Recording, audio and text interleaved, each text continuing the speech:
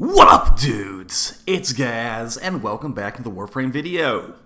So, we're trying a new type of video series today. I'm going to be doing some reaction content to hot takes in the Warframe community. I put up a community post, and I said, yo, drop your Warframe hot takes here, and I posted a hot take of my own, and I just want to see, what people were thinking, if this could be like a little fun little exercise right here. And yeah, that's gonna be the idea of the video today. If it goes pretty well and you guys like it, I'll do more of these. There was over 200 responses on that community post, so we definitely got plenty of fuel for the fire here. And of course, I'm pretty good at making my own hot takes for the most part. So yeah, we got plenty of stuff to go over. If you do enjoy this video series and you want me to do more of them, definitely say something in the comments down below. Like I said, this is episode 1 of potentially infinite, and it doesn't have to just be hot takes. We can do other stuff too. So yeah, let me know how you feel about it in the comments down below. And I just picked these randomly. I didn't pick anything that's super spicy on purpose. I literally just went on that on that community post. I just scrolled down randomly and picked 4 or 5 of them. So that's what we're gonna do today. I'm gonna go over basically 4 random Warframe hot takes from that community post I put on the YouTube page. So yeah, all right, let's get her started. I copy and pasted these into Paint. I didn't really read them, so let's see what we got here. So Alessio Bittoni says, instead of only nerfing AoE, they should work on single targets first, because a lot of them are really underwhelming. I recently tried to use a Kuva Hind in a Riven with an R5 Merciless and Steel Path, and I was barely killing the mobs, and I noticed that sometimes the 4-second duration of the stacks is too low for a single target to keep up with it and maintain a high number of stacks. So, first off, if you're using the Kuva Hind on the Steel Path and you're having a hard time killing individual enemies, that sounds like a build issue, because the Kuva Hind is actually one of the strongest single target weapons in the game. But I will definitely agree with you that, as far as keeping Merciless stacks going, it's not really... if you look at the situation right here on the screen, the gameplay I put up, I'm using a pseudo AoE weapon with a Sporothrix. It is a sniper that blows up and kills multiple enemies. Even then, I don't even know how many stacks I guess I have 5 stacks right now from Merciless. So yeah, manning a single target weapon for a survival specifically is not the way to do it, which is probably why single AoE is getting nerfed, because a lot of the missions in this game are, think about it. You kill an enemy, they drop loot. I actually said this stuff all over a year ago, by the way. Just saying. People are starting to talk about AoE meta right now. Over a year ago, July of 2021, I made a video, the sad state of single target versus AoE primaries. Just saying. Anyone that's oh look, this guy finally brought it up. No, I've been talking about this for over a year. But the thing is, most of the missions in this game, I'd say 80-90% of the missions in this game have, there's no real reason to have single target weapons. Think about what missions require single target in this game. Open world boss fights, like Eidolon fights and the Prophet Taker and all that. There's Disruption with the Demolist, which, there's still trash ads in there too, so it's not like an A weapon that's terrible. And then there's I guess there's Cascade now, where you fight the Thrax. If I'm forgetting anything else, that's because there's really not, that it must not be very relevant, because, yeah, basically boss fights and 2 mission types. Single target. Everything else, kill trash ads as fast as possible, because the faster you're killing stuff, the more loot is dropping. As you can see, look at all these mods dropping in this gameplay footage. I can dissolve those in Endo, I can dissolve those in the credits. Killing slower, there is no reason to kill stuff slower unless you're just trying to cease the enemies so they don't respawn. So, yeah, but here's the thing. If you are to take your point of view, buff single target, the entire game, single target is not really, important in this game. This is a horde shooter type game, and like I just said, there's only a few game modes where single target is even, viable in the slightest. So, if you do that, it's just gonna make it's just going to make it where we're using the same stuff. It's not changing the issue. The crazy part, too, is that the entire game would have to, basically revolve around single target to even make this a thing. Which is why I think that AoE is going to get nerfed into the ground, and we're going to be using, multi-target weapons like the Amprex and, the Ignis and stuff going forward. The whole going through walls thing, my prediction is it will go away. We will know for sure on Friday what's happening.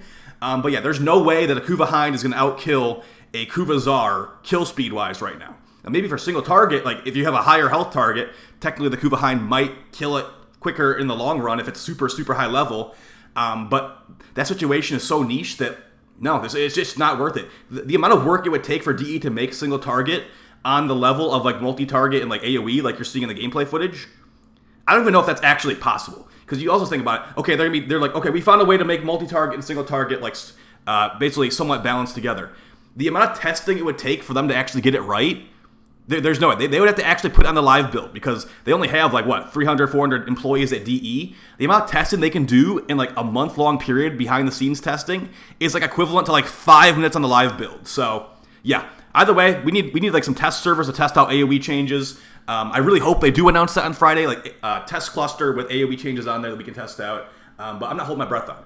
Okay, we spent 5 minutes on one hot take. We're learning as we go, guys. Moving on to the next one here. We've got Matthew Martinez. I'd call that first hot take more of a cold take, single target's not as good. This is a hot take right here. Railjack was always fun. And you know what's funny? I kind of agree with him too.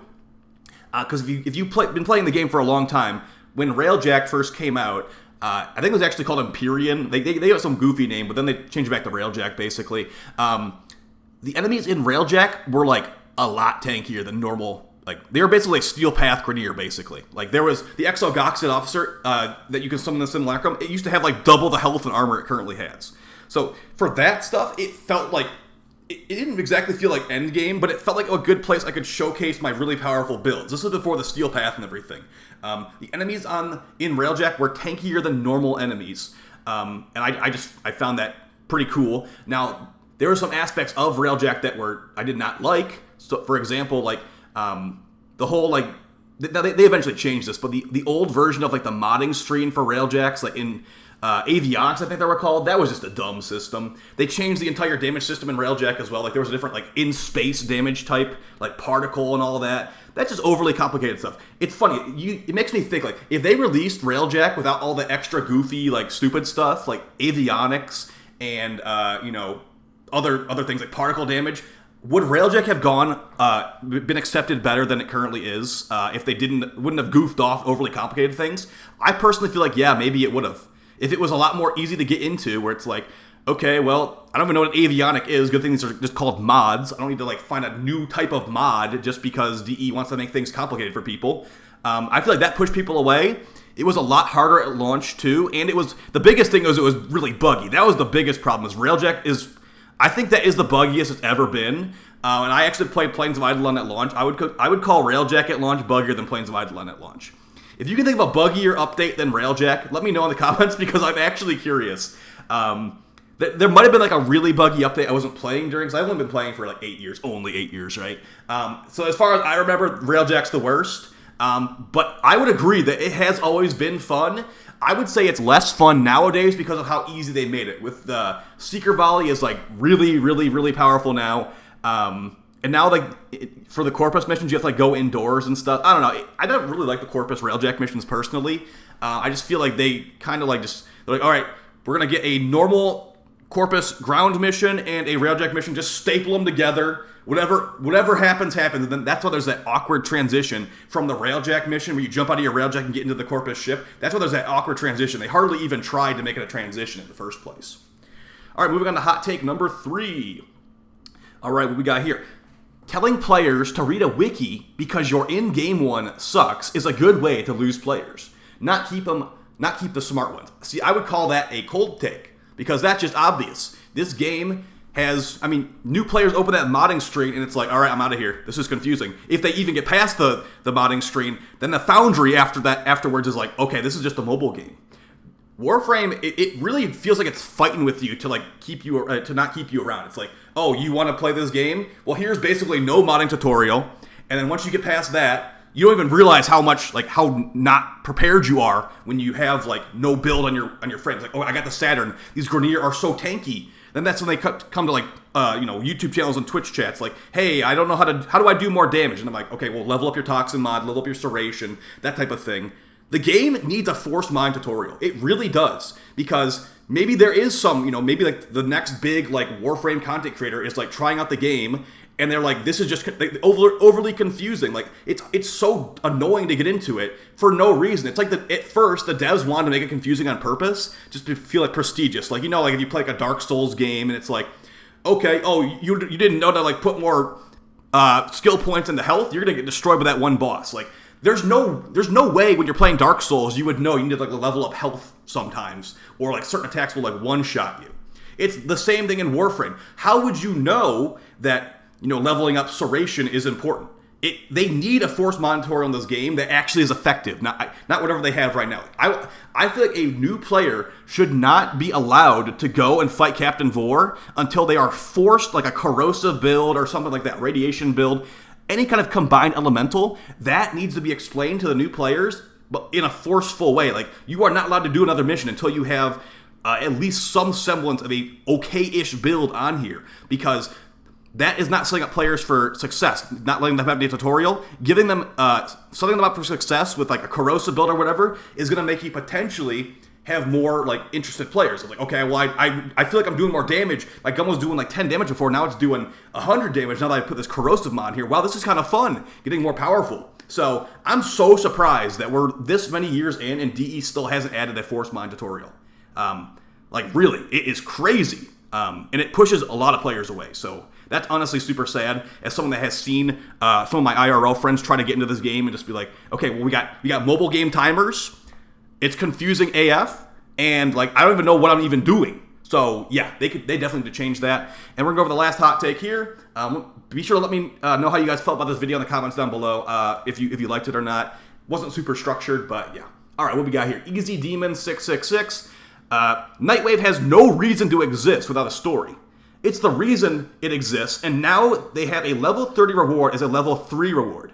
He's talking about the previous Nightwave season. I think it was the, I don't remember which one it was, like the Glassmaker or something like that. The level 30 reward was a ship, and now it was a level 3 reward for the intermission. That's what he's talking about. The amount of excitement I had for Glassmaker episode was great, and the boss fight was fun. And then, okay, also buff Limbo and completely remove Guardian Xmas because he's so annoying to kill, especially when you're getting shot by 100 enemies and an Acolyte.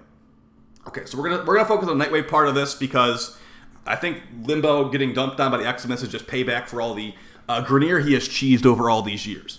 But yes, as far as Nightwave not having no reason to exist, I understand where you're coming from, where it's like, okay, well, DE at first made it like pretty cool. Like Nightwave was pretty cool at first. It's like, okay, Wolf Center 6, like a new little mini boss guy. We got specific new like weapon drops from him, all this kind of stuff, like the Wolf Operator Hood and all that. That was cool. Like that actually felt like seasonal content right there. And then DE realized that their eyes are bigger than their stomach, and they're like, okay, we can't actually.